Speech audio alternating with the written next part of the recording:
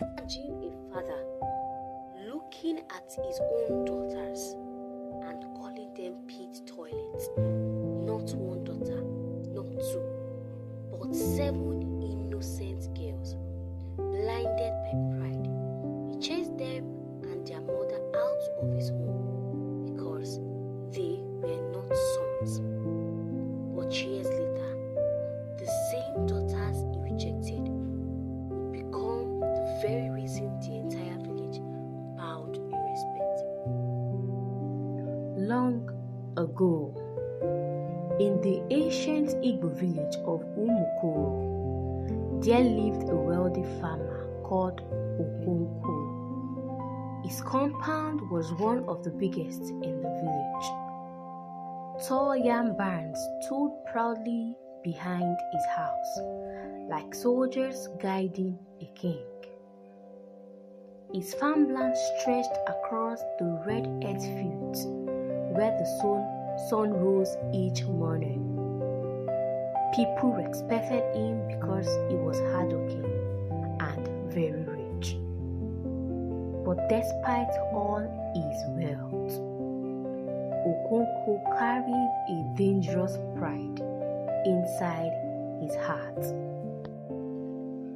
To him, a man's greatness was measured by 2 things: the size of his yam barns and the sons who carried his name. Without a son, he believed a man was nothing. His wife, Adaeze, was the complete opposite. She was gentle, patient, and deeply respected by the women in the village. Adaeze was known for her kindness. She helped widows in the village, comforted the sick, and always welcomed strangers into their compound. But Adaeze had one crime in her husband's eyes. She had only given birth to 6 daughters. In the village square, people had started whispering, "Such a rich man with no son. The ancestor must be angry with him." Some mocked quietly behind his back. Others pitied Adaeze. But the whispers reached Okonkwo's ears like a poisonous arrows. His pride could not bear the shame. Comforted the sick and always welcomed strangers into their compound. But Adaeze had one crime in her husband's eyes. She had only given birth to 6 daughters. In the village square, people had started whispering, "Such a rich man with no son. The ancestor must be angry with him." Some mocked quietly behind his back. Others pitied Adaeze. But the whispers reached Okonkwo's ears like a poisonous arrows. His pride could not bear the shame. Weeks after, Adaeze went into labor with her 7th child. The entire compound was tense. Okonkwo walked up and down the compound like a restless leopard. This child must be a boy. The gods cannot continue to insult me, Okonkwo said to himself. Inside the small mud hut, the midwife worked patiently. Adaeze cried out in pain as the baby finally came into the world. Moments later, the midwife stepped outside holding the newborn. Her voice was quiet. "It is a girl." The hair became heavy. Okonkwo stood still. Then slowly his face twisted with rage. "A girl again?" he growled.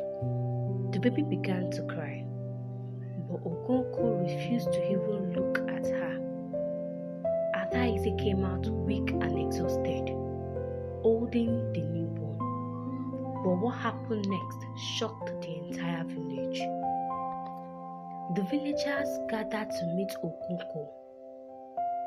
He shouted and said, I cannot waste my life raising girls. He pointed angrily at the children. Girls are like public toilets. Anyone can enter and leave them. Everyone was shocked on hearing this from Okoko. Even the village elders looked deeply disturbed. But Okonko's anger had blinded him. I need a son, he shouted. A son who will inherit my land. A son who will carry my name. Adaeze felt a heartbreak, but she remained silent. Okonko made his decision and said, Adaeze must leave my house with her daughters. The oldest elder spoke carefully. Adaeze is a good woman. Children are gifts from the gods. No one chooses whether they are boy or girl. But Okonko refused to listen. My house is not a shelter for daughters, he said coldly. The elders shook their heads sadly. Pride had taken over this man. It was high in the sky when Adaeze quietly packed a small bundle. There was no food, no money, no land. Only the clothes on their bodies. She backed some too securely on her back. Then all her daughters followed her. The girls were confused. Adaeze forced a weak smile.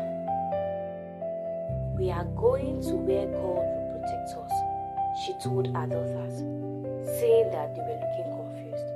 As they stepped out of the compound, none of the villagers could stop crying. Even the wind seemed to mourn. The 6 girls looked back at the only home they had ever known. Their father did not come out to watch them leave.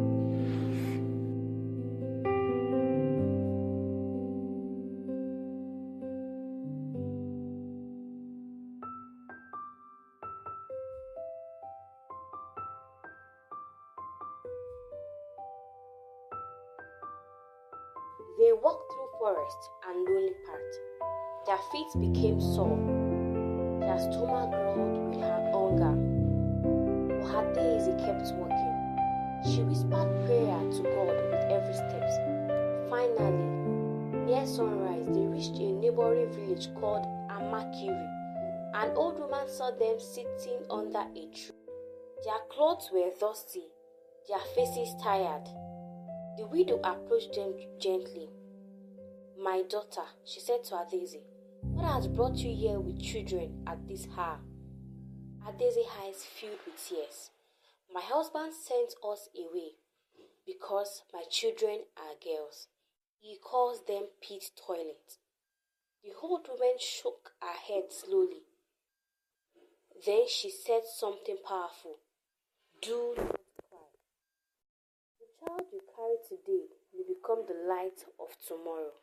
And so a new life began for Adaeze and her daughter. But far away in Umukoro, Okonko believed he had done the right thing. He did not know that his greatest regret has already begun. Watch out for part 2. God bless you.